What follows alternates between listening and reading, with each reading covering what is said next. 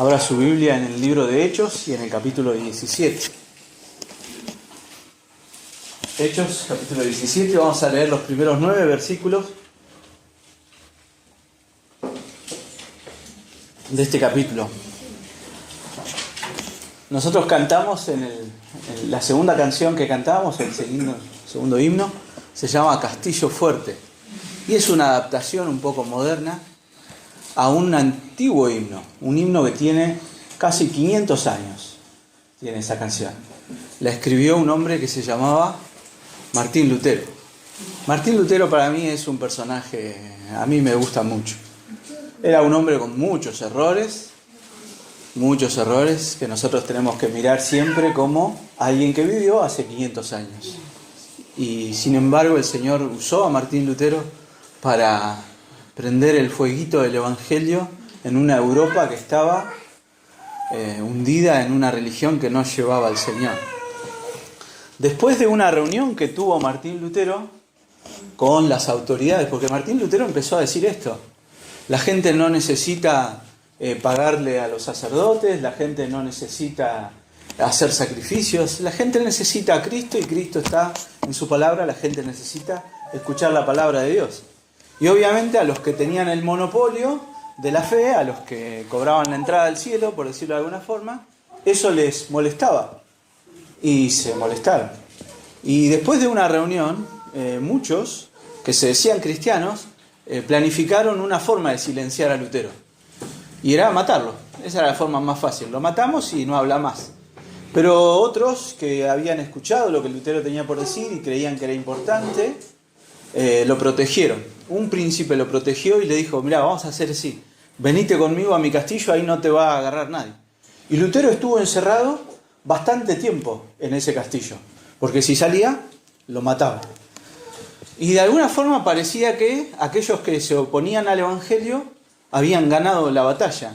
Pero durante todo ese tiempo que Martín Lutero estuvo ahí encerrado, él logró dos cosas. Primero, escribir este himno Castillo Fuerte es nuestro Dios. Él entendió que su refugio no estaba en ese castillo de piedra, sino realmente en el Señor, y escribió este himno que es precioso. Pero otra cosa que él hizo fue empezar la traducción de la Biblia al alemán. Él se sentó, en esa época Alemania era todos reinos distintos y en cada lugar como que se hablaban distintas formas del alemán, y él fue armando la forma para que escribir el Nuevo Testamento, traducir al Nuevo Testamento y toda la Biblia después a una forma en la que todo el mundo lo entendiera. Que unos alemanes del norte lo entendieran, unos alemanes del sur lo entendieran. Paréntesis, el alemán hoy moderno está forjado por ese alemán que plasmó Martín Lutero en la Biblia. Y bueno, y una vez que tradujo la Biblia, hacía muy poquito tiempo, por casualidad, un hombre llamado Gutenberg había inventado la imprenta. Y eso permitió que la Biblia se imprimiera, se hicieran muchas copias de la Biblia, y que mucha gente accediera a la Biblia.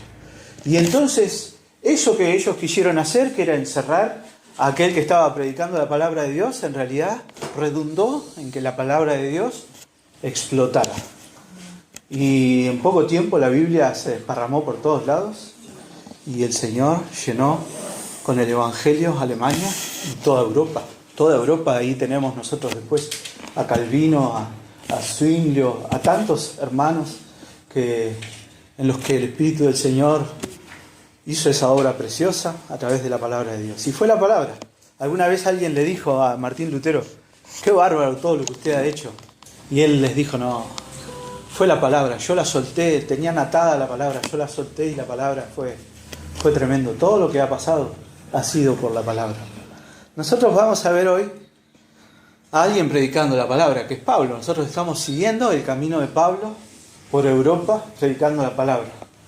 Y vamos a ver 3 verdades que para mí son importantes. Primera es que necesitamos nosotros predicar un evangelio que esté centrado en Cristo. Esa es la primera verdad que nosotros tenemos que mirar en el pasaje de hoy y aprender. Predicamos un evangelio cuyo centro, cuyo núcleo, lo importante es Cristo. La persona de Cristo, una persona, Cristo. ¿Por qué predicamos eso? Porque es necesario que así sea. Predicamos, segundo, un evangelio centrado en Cristo, porque solo un evangelio centrado en Cristo tiene el poder de transformar a las personas. Y por último, predicamos un evangelio centrado en Cristo, sin importarnos, sin que nos sorprenda que haya gente a la que un evangelio centrado en Cristo les termine molestando. Los cristianos tenemos que saber que así como le pasó a Lutero, le ha pasado a miles y miles de hombres que anunciaron a Cristo alguna vez. Hubo gente que creyó y eso es precioso, hubo gente que no creyó y que quiso acallar a aquellos que proclamaron el Evangelio. Pero el poder del Evangelio, el Evangelio es tan precioso que vale la pena predicarlo, incluso aunque haya persecución. Con todo esto en mente y pensando en esos 3 puntos, vamos a leer la palabra del Señor. Dice el capítulo 17, versículo 1, en mi Biblia tiene agregado un título que es El alboroto en Tesalónica. Hubo lío, ya van a ver ustedes. Dice: pasando por Anfípolis y Apolonia, llegaron a Tesalónica, donde había una sinagoga de los judíos. Y Pablo, como acostumbraba, fue a ellos y por 3 días de reposo discutió con ellos, declarando y exponiendo por medio de las Escrituras que era necesario que Cristo padeciese y resucitase de los muertos, y que Jesús, a quien yo os anuncio, decía él, es el Cristo. Y algunos de ellos creyeron y se juntaron con Pablo y con Silas, y de los griegos piadosos gran número, y mujeres nobles no pocas. Entonces los judíos que no creían, teniendo celos, tomaron consigo a algunos ociosos hombres malos, y juntando una turba, alborotaron la ciudad, y asaltando la casa de Jasón, procuraban sacarlos al pueblo. Pero no hallándoles, trajeron a Jasón y a algunos hermanos ante las autoridades de la ciudad, gritando: estos que trastornan al mundo entero también han venido acá, a los cuales Jasón ha recibido. Y todos estos contravienen los derechos de César, diciendo que hay otro rey, Jesús. Y alborotaron al pueblo y a las autoridades de la ciudad, oyendo estas cosas. Pero, obtenida fianza de Jasón y de los demás, los soltaron. Amén. Hasta ahí la palabra del Señor. Muy bien, entonces el primer punto, o la primera verdad que nosotros tenemos que ver en este pasaje es que nosotros anunciamos un evangelio con Cristo en el centro, porque ese es el evangelio que es necesario anunciar. Además está decir que un evangelio que no tenga a Cristo en el centro, ¿qué es? Cualquier cosa menos el evangelio. Solo un evangelio con Cristo en el centro es el evangelio que anuncia la Biblia. Nosotros a veces ponemos nombres o etiquetas, el evangelio de la prosperidad, el evangelio de... bueno, distintas etiquetas, están mal, son erróneas esas etiquetas, nos sirven a nosotros, pero en realidad no son evangelios, porque no son buenas noticias. Sin Cristo no hay buenas noticias. Vamos a analizar el pasaje. Bueno, lo primero que nosotros tenemos que ver acá es el camino que ellos recorren. Bruno, yo había puesto ahí una imagen con un mapa. Me parece que puede servirnos. ¿Ya está puesta o no? Esa.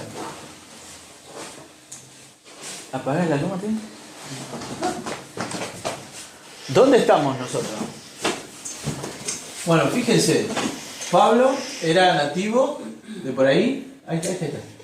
Él era nativo de Tarso. Él estaba acá, en Jerusalén. Jerusalén, por acá tiene que estar. Acá. En el camino a Damasco él se convierte, después se va a Antioquía. Bueno, y estamos en el viaje de él, que había comenzado acá. ¿Se acuerdan? Él había querido venir a predicar a esta zona, que era una zona súper poblada, y el Señor le había dicho, no, por ahí no. Y entonces dijo, bueno, vamos al norte, y el Señor le dijo, ahí tampoco, y terminó allá, en la puntita, en un puerto llamado Troas. Y de Troas, él estaba ahí, recibió una visión del Señor, un varón macedonio que le decía, venite para acá, cruzá el mar, venite para acá, traernos el evangelio que nosotros realmente lo predicamos. Y bueno, Pablo se cruza a Troas, predica por primera vez en la ciudad europea de Filipos. Dijimos nosotros cuando vimos ese pasaje que por ahí de repente Pablo podría haberse sentido un poco sorprendido por aquello a lo que el Señor lo llamó. Filipos es la primera ciudad que está allá arriba. Y el pasaje que nosotros estamos leyendo hoy nos cuenta desde que él sale de Filipos, hasta que llega a una ciudad que se llama Tesalónica. Y pasa por dos ciudades, la ciudad de Anfípolis y la ciudad de Apolonia.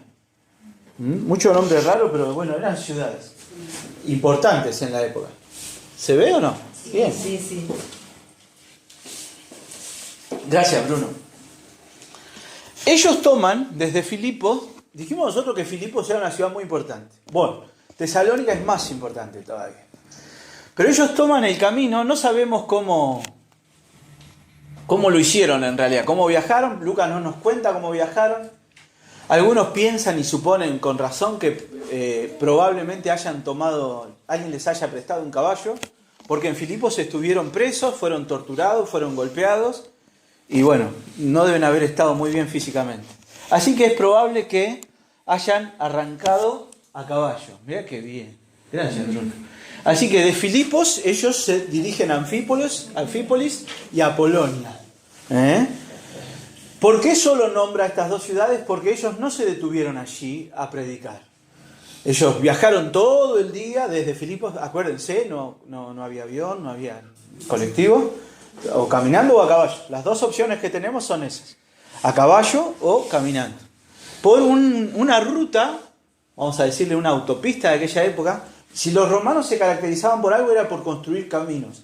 Todo el imperio romano estaba unido por caminos, ¿sí? Rutas, una ruta muy importante. Y fíjense si estarían hechas bien, que aún hoy todavía se encuentran los caminos que ellos hacían. Eran excelentes ingenieros.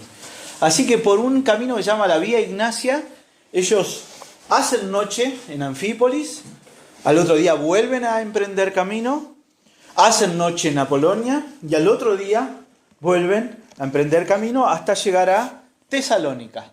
¿Se ve en el mapa? Bien.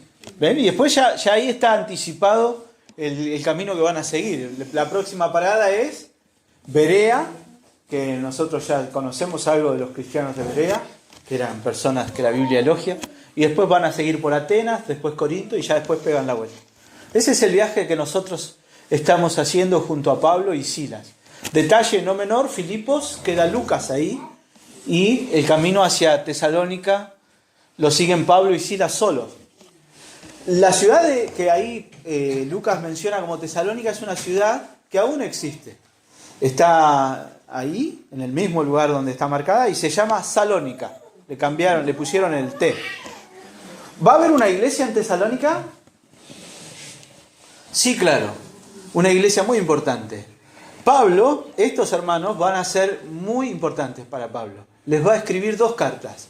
Hay 2 iglesias a las que él les escribe 2 cartas. ¿Cuáles son? La iglesia de Corinto y la iglesia de Tesalónica. Primera de Tesalonicenses y segunda de Tesalonicenses. Los de Tesalónica se llaman así. ¿Qué veo yo en esto que él hace? En el camino en el que están siguiendo. Pablo, cada vez que él predica el Evangelio es intencional. Él busca ir al mejor lugar para donde llevar el Evangelio. Cuando él, en la parte anterior, él quiso arrancar para Asia, él pensó, ¿cuál es el mejor lugar a donde yo puedo llevar el Evangelio? Bueno, zona poblada, zona favorable, vayamos a Asia. El Señor no se lo permitió y él obedeció. Bueno, vayamos al norte, a Bitinia. El Señor no se lo permitió y él obedeció. Pero ahora el Señor ya lo mandó a esa zona, a Macedonia, y él está moviéndose. Y todo lo que él hace, lo piensa en función del objetivo que él tiene. ¿Cuál es el objetivo de Pablo y Silas, quien lo acompaña? Llegar a esos lugares con el Evangelio. Esa es la misión que Pablo recibió. Pablo es un misionero apartado por Dios de manera especial para eso. ¿Alguno de acá es un misionero apartado por Dios de manera especial para llevar el Evangelio a algún lugar donde no se predique? No lo sabemos, Dios sabrá, Dios lo hará y Dios lo enviará. ¿Alguno de ustedes, si ha nacido de nuevo, es un llamado a proclamar el Evangelio de Cristo? Si esa respuesta es sí, todos decimos que sí a eso. Todos estamos llamados a predicar el Evangelio de Cristo y como Pablo tenemos que ser intencionales y estratégicos. Pablo es estratégico. Después de estar en Filipos, a donde el Señor lo mandó, dijo, ¿cuál es el mejor lugar a donde yo voy a llevar la palabra del Señor? ¿Cuál es la próxima ciudad, la mejor ciudad para ir a predicar el Evangelio? Bueno, a Tesalónica, que era importante por varias razones. La primera es que ahí había ya una comunidad judía. Pablo, vamos a verlo ahora, cuando llegaba a una ciudad, lo primero que hacía era buscar la sinagoga. Cuando él llegó a Filipos, buscó la sinagoga donde estaban los judíos. ¿Y qué pasó? No la encontró, porque no había. Entonces fue al lugar donde se juntaban los poquitos que creían en el Dios de Israel, y ahí encuentra a Lidia, etc. Acá, en Tesalónica, sí hay una sinagoga judía, y bastante importante. Y Tesalónica es importante por varias otras razones. No se me ocurre a mí una ciudad en la que pensar demasiado, pero Tesalónica es, primero, una ciudad en la que viven alrededor de 200.000 personas, lo cual para la época es muchísima gente. Segundo, ¿ustedes ven dónde está Tesalónica? ¿Y ven que hay un hilito celeste? Para arriba, digamos, ¿lo ven? Eso es un río. Hay dos ríos que desembocan en Tesalónica. Tesalónica era un puerto. La gente que vivía para adentro, digamos, mandaba su producción en barcos que venían por el río. Y todos los barcos que venían del interior terminaban en Tesalónica. Y obviamente todo eso celeste que vemos nosotros ahí es el mar Mediterráneo. Así que Tesalónica era un puerto muy, muy importante. Piensen ustedes en las ciudades nuestras, de nuestro país, Bahía Blanca, Rosario, Buenos Aires. ¿Por qué son importantes? Porque son puertos donde confluye mucha gente, donde se mezcla mucha gente. Entonces, en ese sentido, Tesalónica es una ciudad estratégica. Ir ahí, predicar el Evangelio ahí, es genial. Eso Pablo, movido por el Espíritu Santo, siempre guiado por el Espíritu Santo, pero aparte usando la inteligencia que Dios le ha dado, él es intencional en dirigirse a ese lugar. Verso 2. Cuando llega ahí, lo que hace es encontrar una sinagoga de los judíos. ¿Y qué hace Pablo? Como acostumbraba, dice la palabra de Dios. Este es el patrón que nosotros vemos a lo largo de todo el libro de Hechos. Pablo va, busca una sinagoga, predica el Evangelio. Cada vez que él va y predica a los judíos, ¿qué pasa? De cada 10 judíos, 2 o 3 creen, 2 o 3 no le dan bolilla y los otros 4 se enojan y lo quieren matar. Pasa eso. ¿Pablo lo sabe? Sí lo sabe. Sabe que va a haber rechazo. Sabe que va a haber gente que no le va a gustar lo que él tiene para decir. ¿Le importa? No. Él sigue predicando igual. Porque lo más importante es la misión que él tiene. Él sabe que la misión incluye la posibilidad de ser rechazado, de ser perseguido, de ser despreciado. No importa. Y piénsenlo siempre en términos de esto. Que a mí, que soy un croto con él, por predicar, alguien me desprecie, ¿qué me podría importar?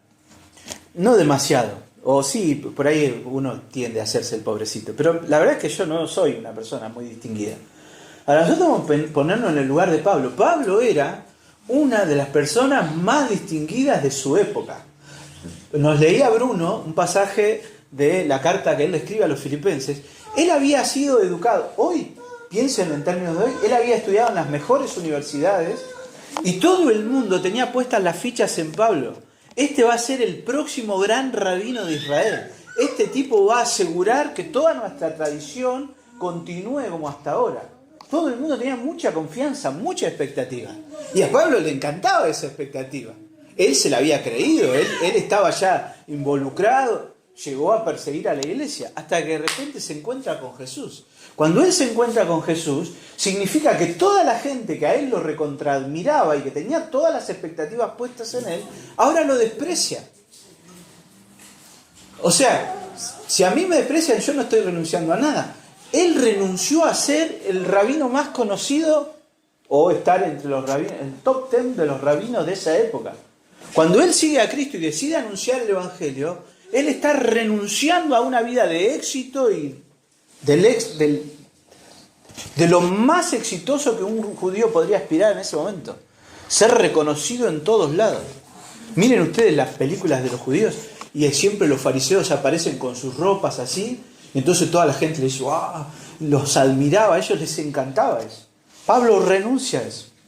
Y sabe que donde él vaya, él va a una sinagoga y automáticamente lo reciben bien. Pero cuando él empieza a predicar, se pudre todo, como quien dice. Pero él sabe que va a pasar eso. Y no le importa. Porque lo importante es entregar el Evangelio. Lo que a él le importa es poder compartir con otros el Evangelio.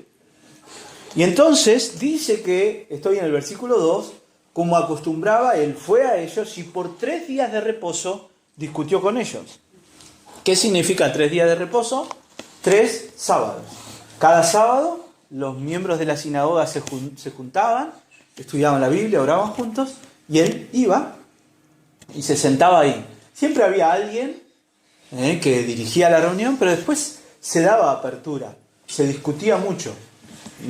Eran lugares de mucha discusión. Y entonces Pablo tenía ahí oportunidad de hablar. ¿Cuántos sábados lo dejaron hablar? 3. 3 sábados él habló. Y cada vez que habló, acá dice qué es lo que predicó. Y este es el centro de lo que yo quiero ver en este pasaje. Dice, verso 3, declarando, y esa palabra declarando significa yo hablo y hablo la verdad, lo declaro.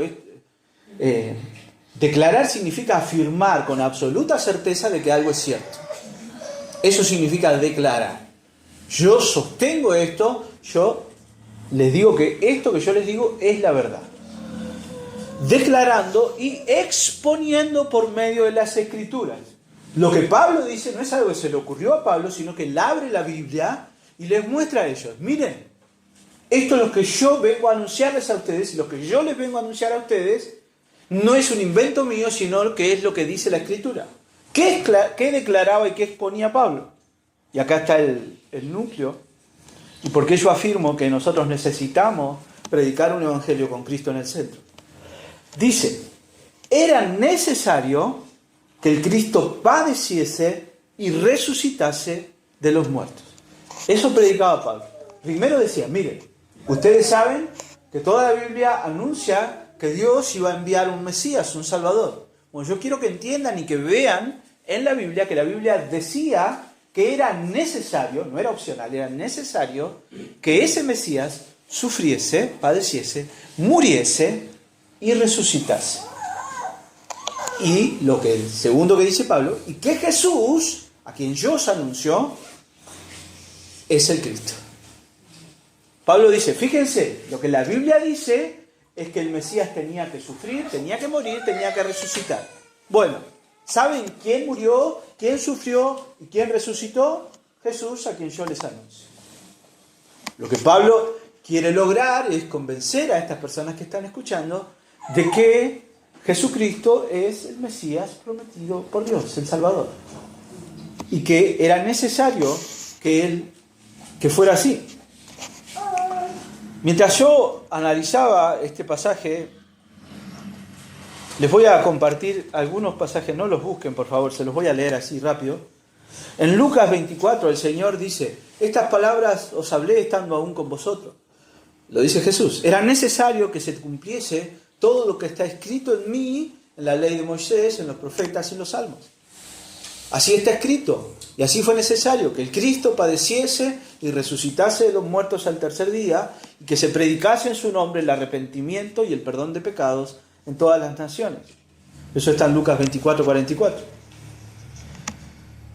Lo que Pablo está afirmando, lo que Jesús está afirmando acá, es que el Antiguo Testamento, porque cuando Pablo está acá en la sinagoga, no habla de Romanos. No está escrito Romanos todavía. No está escrito. Lo que está escrito es el Antiguo Testamento. Y él abre el Antiguo Testamento y les muestra. Por ejemplo, el Salmo 22 dice, perros me han rodeado, me ha cercado cuadrilla de malignos, horadaron, agujerearon mis manos y mis pies, contar puedo todos mis huesos, entre tanto ellos me miran, me observan, repartieron entre sí mis vestidos, sobre mi ropa echaron suertes. ¿Sobre quién está hablando eso? ¿Alguien vio alguna vez una película re gráfico? ¿O leyó, el Evangelio? Jesús Es Jesús. Lo miran, lo desprecian, se le ríen, le pegan, le arrancan la ropa, se la sortean, juegan a los dados. Los soldados romanos juegan a los dados. Bueno, a ver, el que gana se queda con la ropa de este. Todo eso que sucedió estaba escrito en el Salmo 22. ¿Cuántos años antes de que sucediera? Cientos de años antes de que sucediera. Los soldados romanos ni siquiera saben, ni siquiera conocen este salmo. Lo están cumpliendo sin conocerlo. Pero este salmo anunciaba que el Mesías de Dios tenía que sufrir. Zacarías 12:10. Derramaré sobre la casa de David, sobre los moradores de Jerusalén, espíritu de gracia y de oración, y mirarán a mí, a quien traspasaron, y llorarán como se llora por un hijo unigénito, afligiéndose por él como quien se aflige por el primogénito. Bueno, Isaías 53, verso 7. Angustiado él, afligido, no abrió su boca, como un cordero fue llevado al matadero, como oveja delante de sus trasquiladores, enmudeció y no abrió su boca. Por cárcel y por juicio fue quitado, y su generación, ¿quién la contará? Fue cortado de la tierra de los vivientes, fue herido, se dispuso con los impíos su sepultura, mas con los ricos fue en su muerte, aunque nunca hizo maldad ni hubo engaño en su boca. ¿Cuándo escribe esto Isaías? 700 años antes de que suceda. Hasta ese nivel de detalle. Todo el mundo quería que fuera con los impíos en su muerte.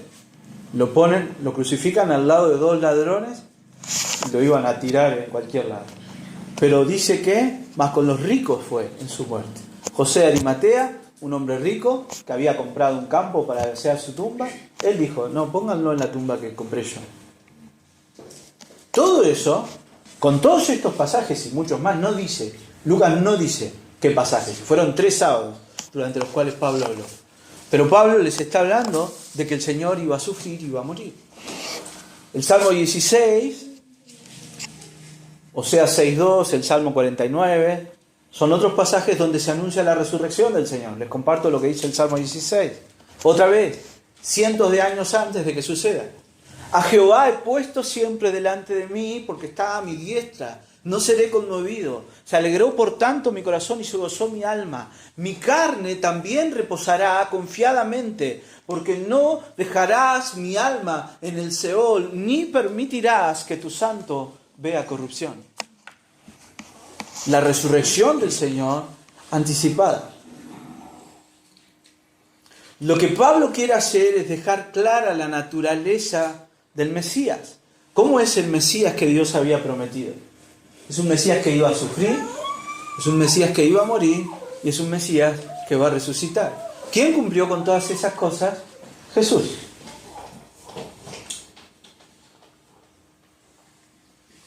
Ahora, lo que yo me pregunto al leer este pasaje es, ¿por qué era necesario que fuera así? ¿Por qué el sufrimiento de Jesús es necesario? ¿Por qué la muerte de Jesús es necesaria? ¿Por qué la resurrección del Señor es necesaria? ¿Por qué murió Jesús? ¿Por qué resucitó Jesús? Esa es la pregunta. Y esa es la pregunta a la que el Evangelio responde. Lo que la Biblia nos enseña es que todos nosotros somos rebeldes a Dios y pecadores. Eso es lo que la Biblia dice. La Biblia nos muestra a nosotros que nosotros necesitamos a Dios, pero no podemos ser amigos de Dios porque somos pecadores. Es más, nuestro pecado nos hace ir esquivando a Dios. Siempre me acuerdo, yo le tenía miedo a los perros en una época. Y en Pinto somos pocos, nos conocemos mucho, yo sabía dónde había perro y esquivaba los lugares donde había perro. Bueno, el hombre esquiva a Dios. El hombre esquiva a Dios. Todos nosotros esquivamos a Dios. Buscamos caminos alternativos. Algunos son más sinceros y le dan la espalda a Dios y dicen, Dios está allá, yo voy para allá, yo voy para el otro lado. Yo no quiero. Esa es nuestra inclinación natural. Pero a veces Dios ha puesto en todos los hombres una gracia común que le permite al hombre darse cuenta de que sin Dios su vida no tiene sentido. Y entonces el hombre busca conocer a Dios. Yo quiero conocer a Dios. ¿Y qué hago? Bueno, me dijeron que en Luján está Dios, voy ahí. ¿Que hay que caminar? Yo voy, yo camino. Camino. Digo yo porque yo hice eso, ¿eh? No estoy diciendo de ustedes, yo hice eso. No fui caminando porque de Pinto íbamos en colectivo. Pero fui, muchas veces fui. Y muy lejos, Pinto. Pero íbamos, porque ahí estaba Dios. Y bueno, la palabra de Dios nos enseña que no es así. Pero la palabra de Dios nos dice que cualquier cosa que nosotros queramos hacer por alcanzar a Dios es no solo inútil, es inútil, pero también ofende a Dios. ¿Se entiende lo que estoy diciendo? Si yo digo, Dios, yo quiero ser amigo tuyo. Ahora, para ser amigo tuyo, yo voy a hacer esto. Aunque nos equivoquemos, por ahí podríamos pensar, bueno, es sincera la persona. Yo soy sincero. Dios me tiene que aceptar igual, porque aunque hago todo mal, aunque sea, soy sincero. Pero el asunto es que es Dios. Y Dios dice, si ustedes se van a acercar a mí, tienen que venir a mí sin pecado. Yo no puedo tolerar el pecado, porque yo soy santo.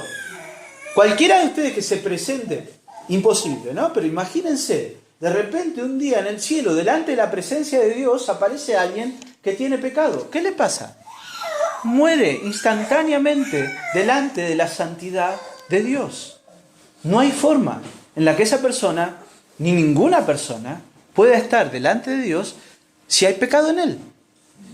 Bueno, entonces es fácil, ¿qué hacemos? No pequemos más. ¿No es cierto? ¿Vos qué pensás?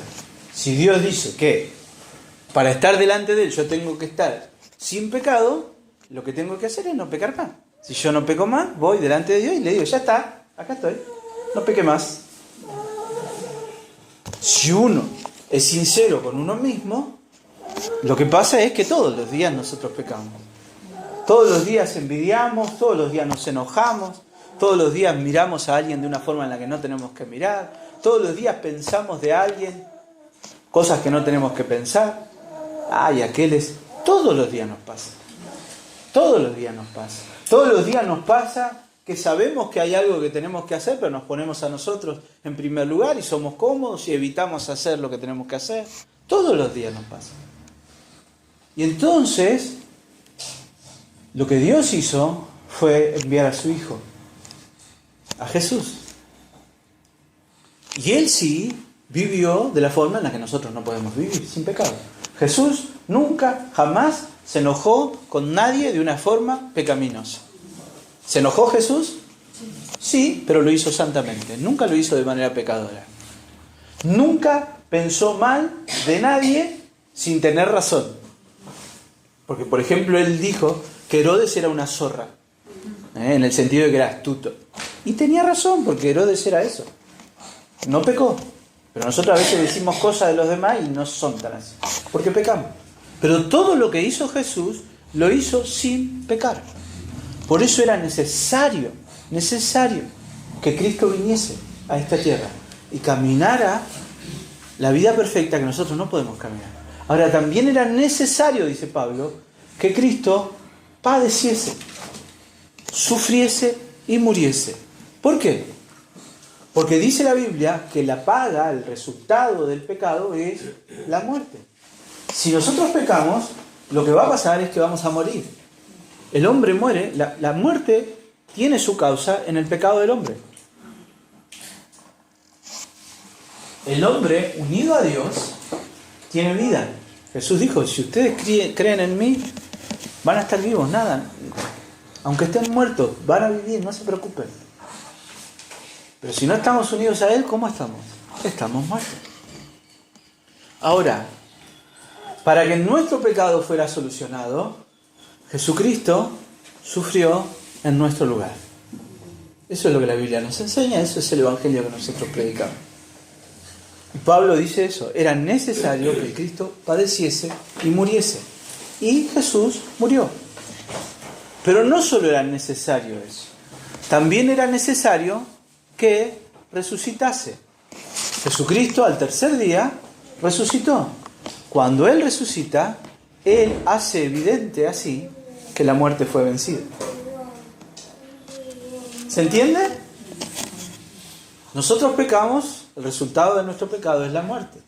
Jesucristo vive la vida perfecta que nosotros no vivimos, muere la muerte que nosotros merecemos, y entonces ahora nosotros vivimos. Pero para que nosotros, no alcanzaba con que Jesús muriera, para que nosotros supiéramos que esa muerte de Jesús había sido válida, era necesario que Jesús resucitase. Y Él resucita. Y Él resucita. ¿Qué yo veo acá? Abra por favor su Biblia en 1 Corintios 1, verso 22.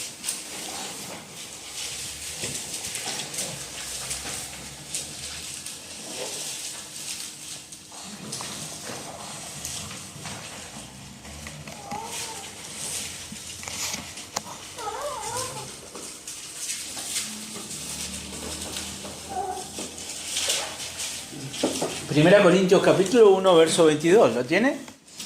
Pablo mismo va a decir, porque los judíos piden señales y los griegos buscan sabiduría, pero nosotros predicamos a Cristo crucificado.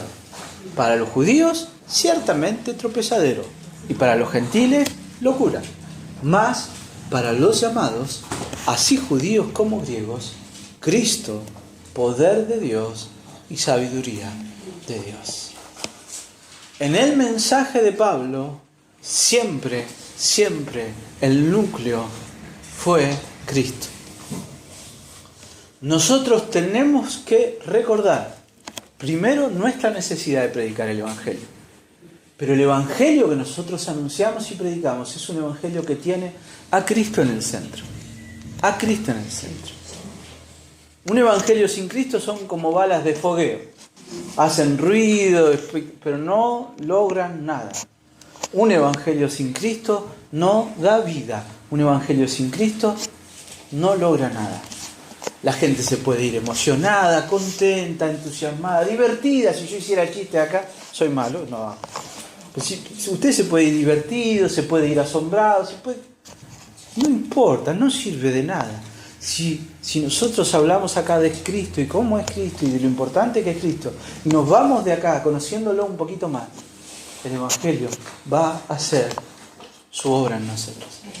Lo único que logra transformar a las personas de manera efectiva es eso. Es que Cristo esté en el centro de nuestro Evangelio.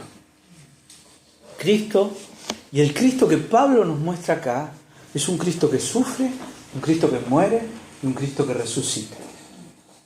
Nunca tenemos que olvidarnos del Cristo que sufre. Nosotros anunciamos al Cristo que sufre, al Cristo que se identifica con las personas, que se identifica con los pecadores, no en su pecado, sino en su dolor. Cristo se identifica con nosotros en nuestra miseria de tal forma que está dispuesto a derramar su vida por nosotros y muere en nuestro lugar. Ese es el Cristo que nosotros anunciamos.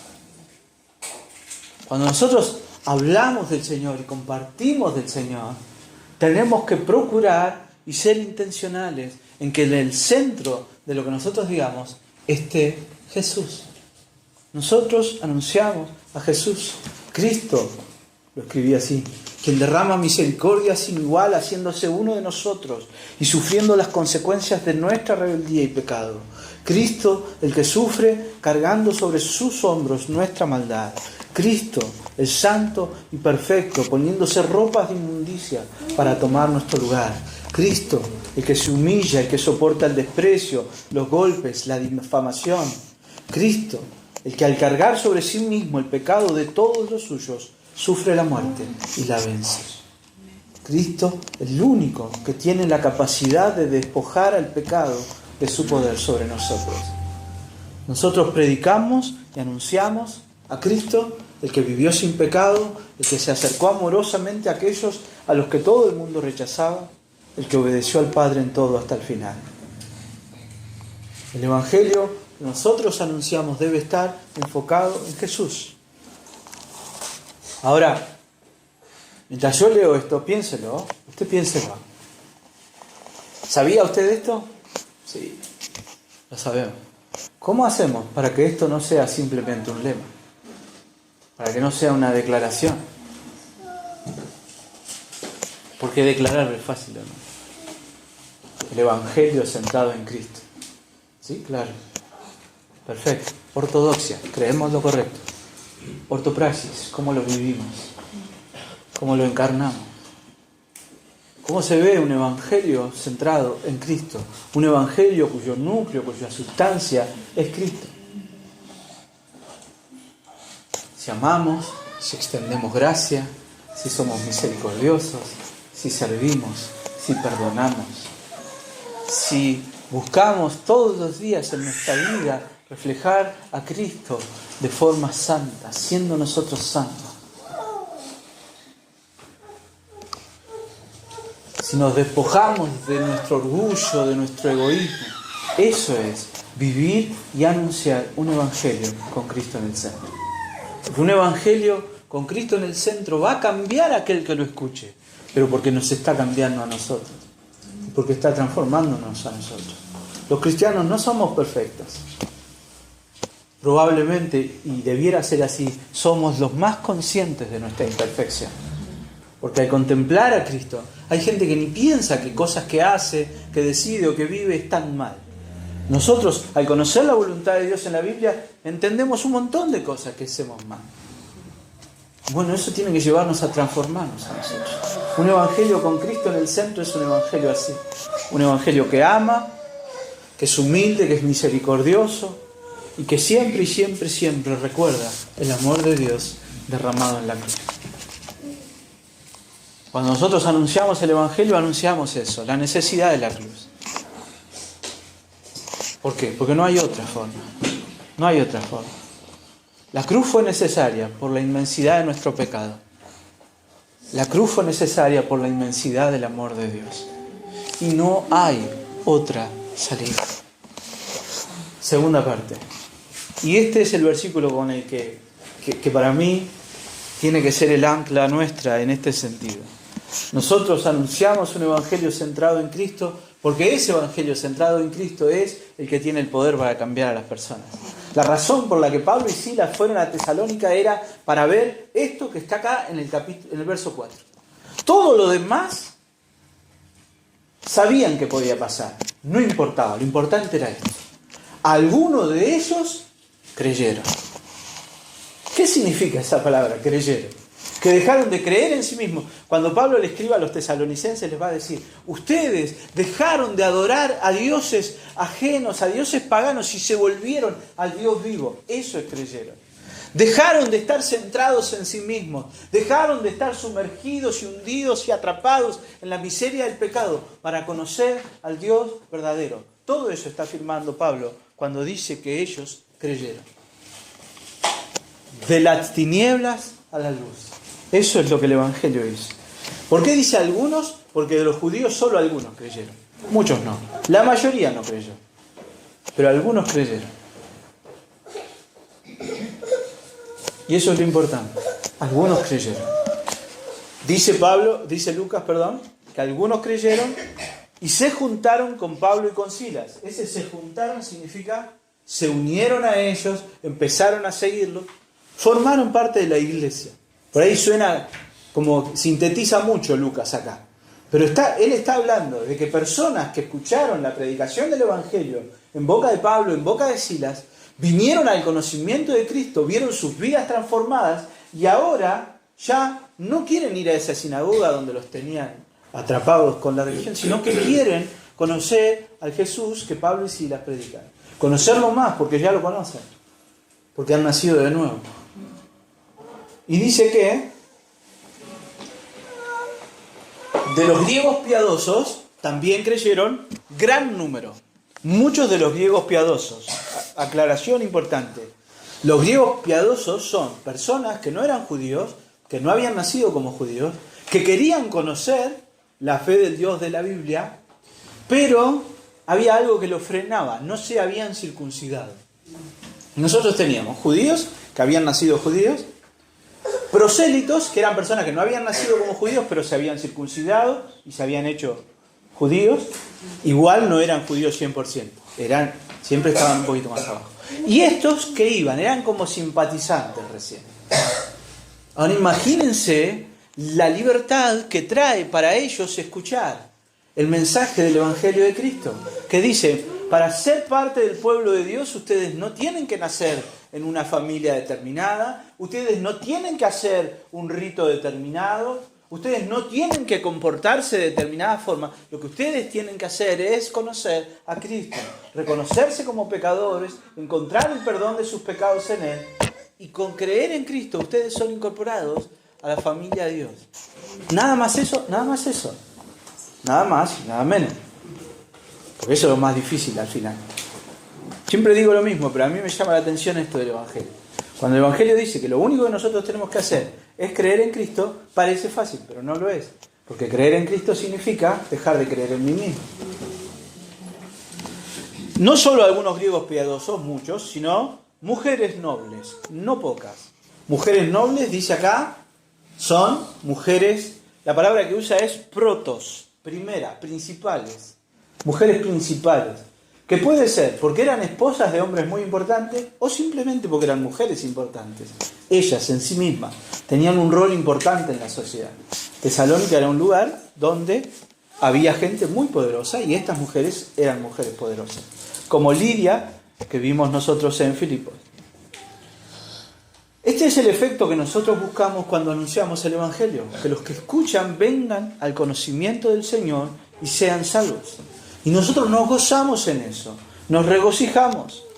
Jesús vino a que este versículo 4 se cumpliera, que muchos creyeran y fueran salvos. Jesús dijo, Lucas 19:10, el Hijo del Hombre vino a buscar y a salvar lo que se había perdido. Todas estas personas que estaban acá estaban perdidas. Escucharon el Evangelio, recibieron la luz del Evangelio, sus vidas fueron transformadas. A eso vino el Señor. Eso es lo que nosotros proclamamos. Nosotros le tenemos que decir a la gente, ustedes no necesitan esta iglesia, ustedes no necesitan hacer determinados ritos, leer determinada versión de la Biblia, ustedes necesitan a Cristo. Todo lo demás viene después. Si ustedes conocen a Cristo, van a ser parte de la iglesia, van a leer la Escritura, pero lo importante es eso. Lo que la gente necesita es un evangelio centrado en Jesucristo. Cuando nosotros anunciamos a Cristo, debemos hacerlo con la esperanza cierta de que ese evangelio tiene el poder de dar vida. Si no creemos que la palabra de Dios tiene ese poder, no hay razón para que anunciemos a Cristo. Y esta es una esperanza que nosotros tenemos que tener siempre en nuestro corazón. Porque muchas veces nosotros pensamos, y sabemos que no es así, pero muchas veces nosotros pensamos que el otro termine creyendo en lo que nosotros decimos depende de cómo nosotros hayamos hablado. Yo el otro día estuve hablando con Mauri, porque conocí a una chica, una jovencita, y bueno, yo le compartí el Señor y le regalé una Biblia que tenía, y la chica conocía a Mauri y a Cami, y yo le dije a Mauri, y él me dijo, sí, tal. Y la verdad es que es una chica que nosotros no sabemos, pero si de mí depende, yo pienso,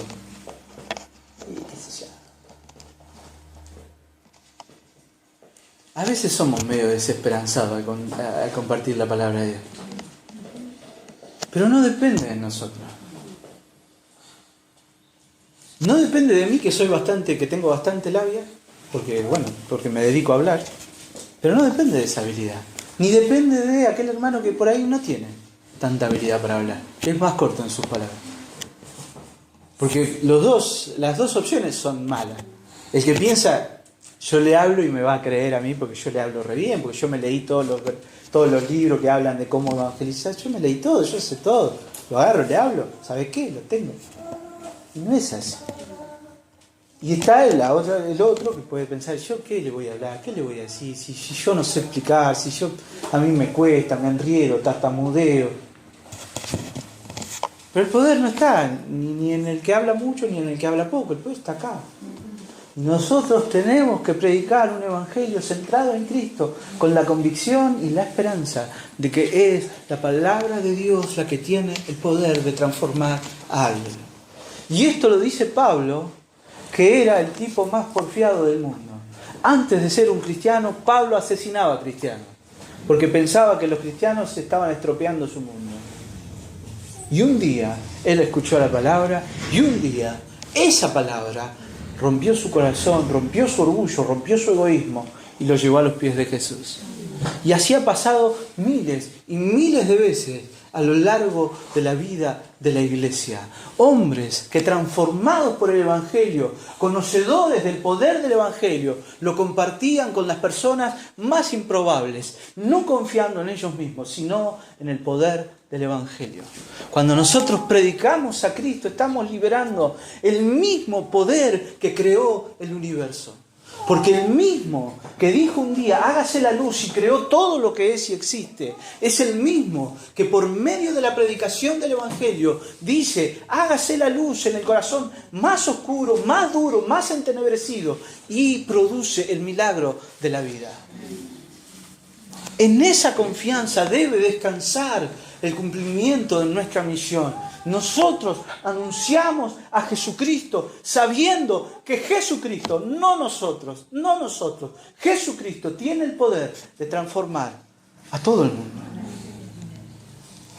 Y esa debe ser nuestra confianza, lo que nos sostiene y lo que nos motiva.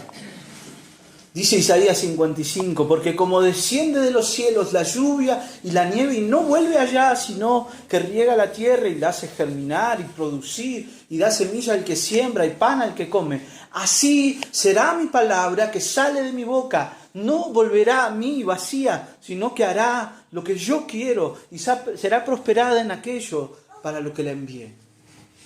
Si predicamos a Cristo, lo hacemos con la esperanza de ver vidas cambiadas y transformadas. Persiste, hermano. Predica, sigue predicando. Parece que el suelo está duro. Predica. Dios tiene el poder.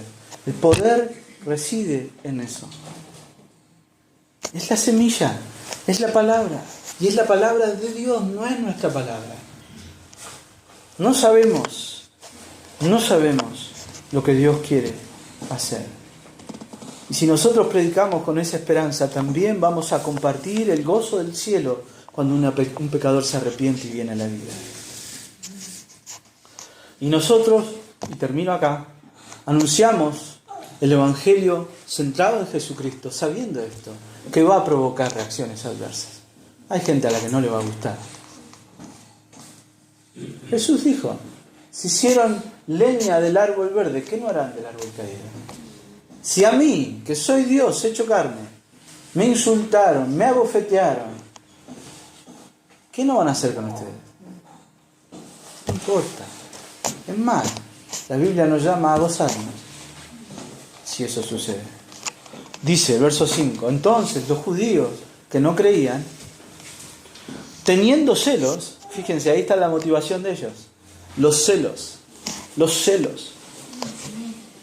La palabra es precisamente celón en griego, tener envidia, tener celo. El celo a veces puede ser algo bueno, significa estar dedicado a algo, que algo le importe mucho a uno y entonces uno se preocupa mucho. Acá no, acá es un celo egoísta. ¿Qué les molesta a estos judíos? Que la gente los deja escuchar a ellos.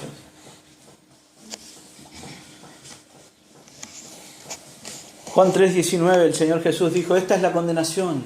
La luz vino al mundo y los hombres amaron más las tinieblas que la luz, porque sus obras eran malas. Porque todo aquel que hace lo malo aborrece la luz y no viene a la luz para que sus obras no sean reprendidas. Pero el que practica la verdad viene a la luz para que sea manifiesto que sus obras son hechas en Dios. Ellos eran celosos, porque la palabra de Dios reveló que lo que ellos estaban haciendo era traer agua para su molino solamente. Lo único que les importaba era ellos tener reconocimiento, ellos que la gente los admirara y los respetara. Y cuando esto sucede, se les desbarata el circo y se enojan. Y fíjense, la maldad de ellos es tanta que no tienen vergüenza de asociarse con lo peor de lo peor. Dice, Tomaron consigo algunos ociosos hombres malos. Si usted tiene en su casa algunas otras versiones de la Biblia, lea cómo se traduce eso. Y la idea que se transmite acá es que eran hombres que estaban en la plaza. En ese momento, cada ciudad tenía una plaza central, un foro central, donde iba la gente y cuando uno necesitaba empleados iba y los buscaba ahí, etcétera, etcétera. Y los vagos que no hacían nada, que los chorros, los sinvergüenzas, los mentirosos, los que andaban en todos crímenes y delitos, estaban ahí también. Se la pasaban ahí todo el día porque no laburaban. Estos judíos que dicen amar a Dios y honrar a Dios, cuando escuchan a Pablo y a Silas y les molesta lo que ellos escuchan, no tienen vergüenza y van y se alían con estos malandras. Y les pagan para que estos malandras hagan alboroto.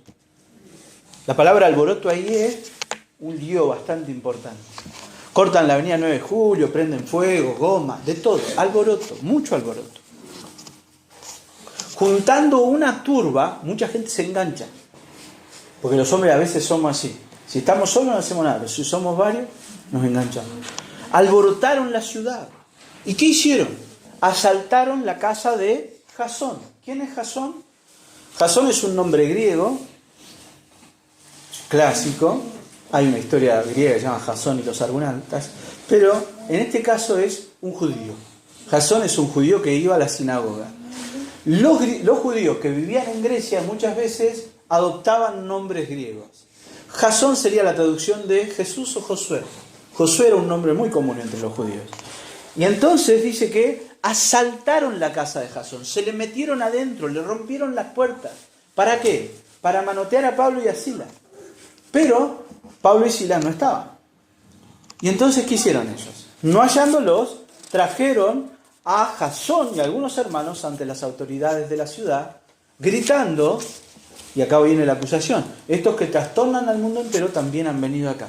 Como no encuentran a Pablo y a Silas, manotean a Jasón y a todos los hermanos que están reunidos y los llevan a la rastra delante de las autoridades. Mientras ellos los llevan por la calle, cada vez se junta más gente y estos van gritando. Estos que trastornan el mundo entero han venido a hacer lío, han venido a molestar acá. Y ahora han venido jorobando en todos lados y ahora están acá. Y encima este Jasón, que es de los nuestros, los recibe y les da casa y comida. Los alienta. Están muy enojados. Y todos estos contravienen los decretos de César diciendo que hay otro rey, Jesús. Esa es la acusación.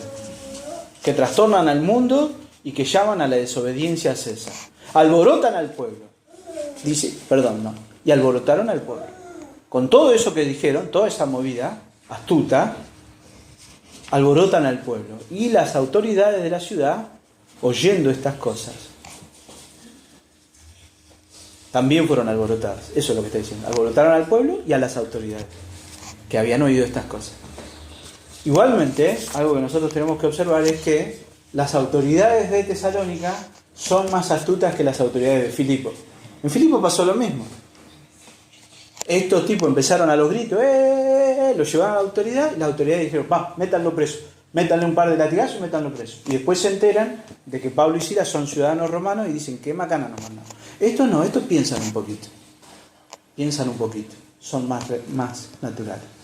Ahora, lo que a mí me llama la atención es cómo, cuando nosotros predicamos el Evangelio, puede haber personas que no quieran que otros conozcan a Dios y sean salvos.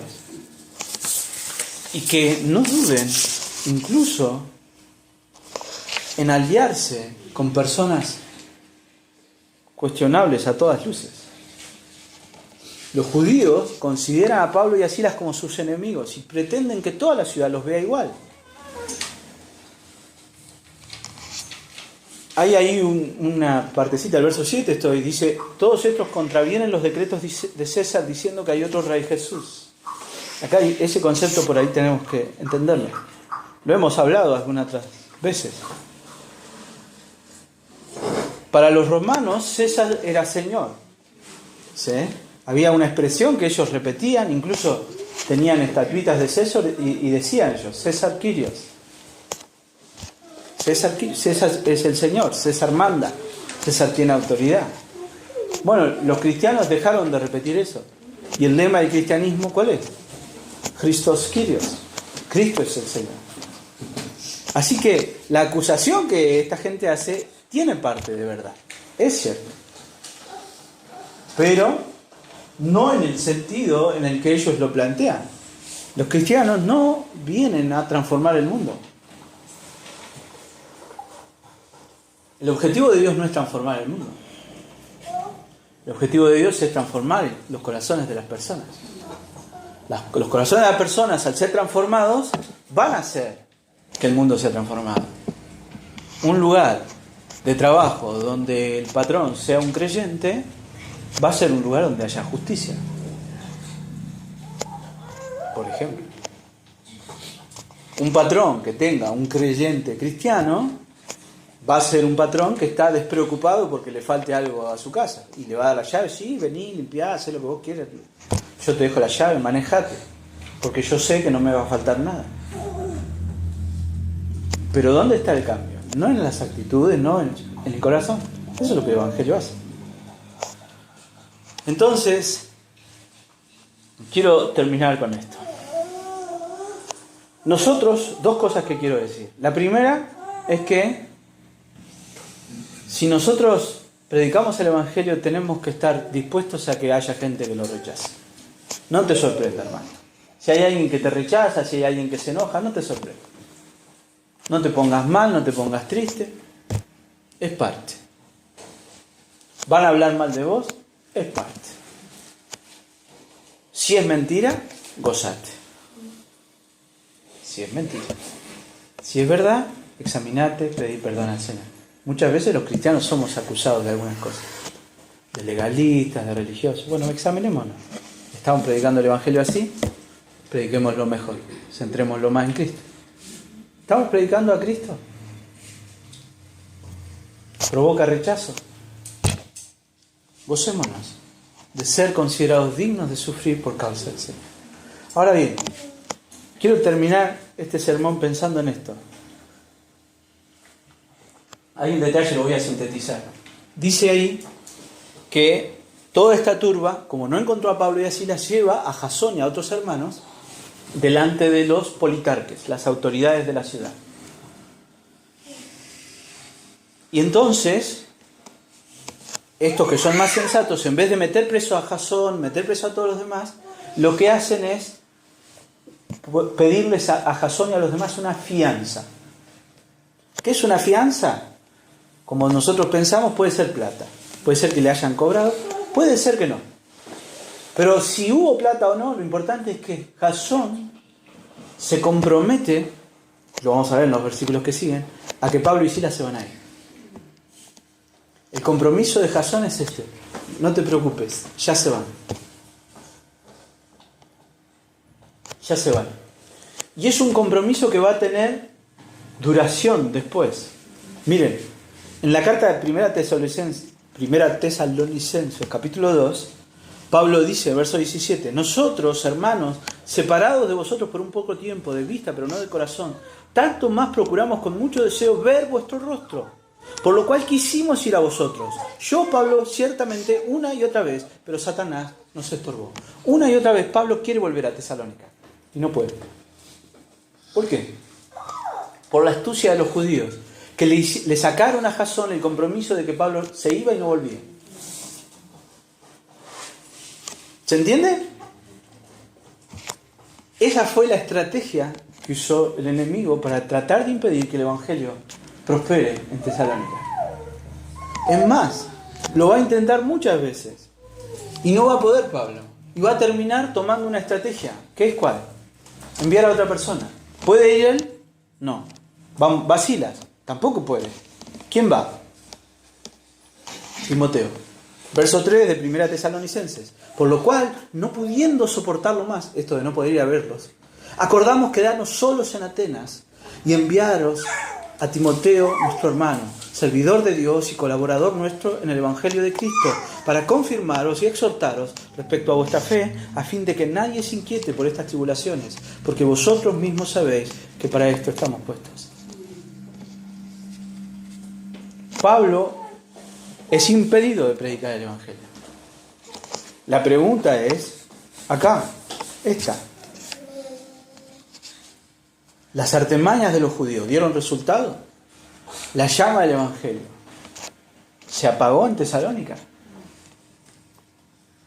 ¿no? Hemos hablado de la necesidad de predicar un Evangelio centrado en Cristo, la necesidad de hacerlo porque el Evangelio tiene poder, y predicar el Evangelio sabiendo que va a haber oposición. Ahora, esa oposición, ¿cómo nosotros la tenemos que tomar?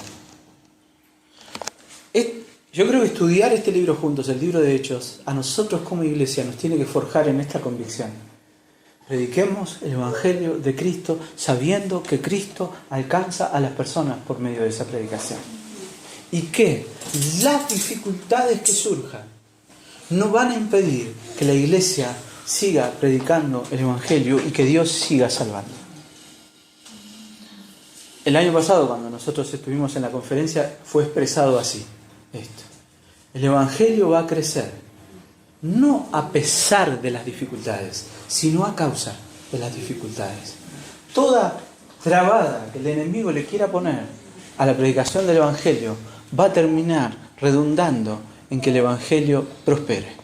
Cada vez que nosotros vemos en el libro de Hechos que Satanás usa alguna estrategia para tratar de evitar que el Evangelio alcance a las personas, logra precisamente lo contrario de lo que se pretendió. Termino leyéndoles 1 de Tesalonicenses, y ábralo por favor. Capítulo 1, versos 6 al 8.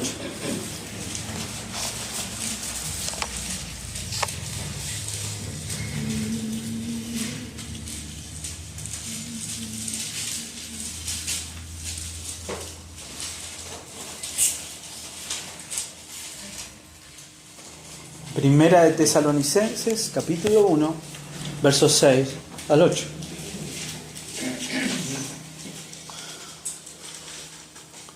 Y dice el apóstol Pablo a los hermanos de Tesalónica: y vosotros vinisteis a ser imitadores de nosotros y del Señor, recibiendo la palabra en medio de gran tribulación, con gozo del Espíritu Santo, de tal manera que habéis sido ejemplo a todos los de Macedonia y de Acaya que han creído, porque partiendo de vosotros ha sido divulgada la palabra del Señor, no solo en Macedonia y Acaya, sino que también en todo lugar vuestra fe en Dios se ha extendido, de modo que nosotros no tenemos necesidad de hablar nada. Cuando nosotros predicamos un evangelio con Cristo en el centro, tenemos que recordar esto. El evangelio es poder de Dios para salvación. Nada puede detenerlo. Anunciamos a Cristo porque es necesario que lo hagamos. Anunciamos a Cristo confiando en el poder de Cristo para salvar. Y anunciamos a Cristo confiando en que el evangelio salva incluso en la oposición. El Señor es soberano, su palabra es poderosa. Anunciémoslo. Amén. Que el Señor les bendiga, hermanos. Oremos.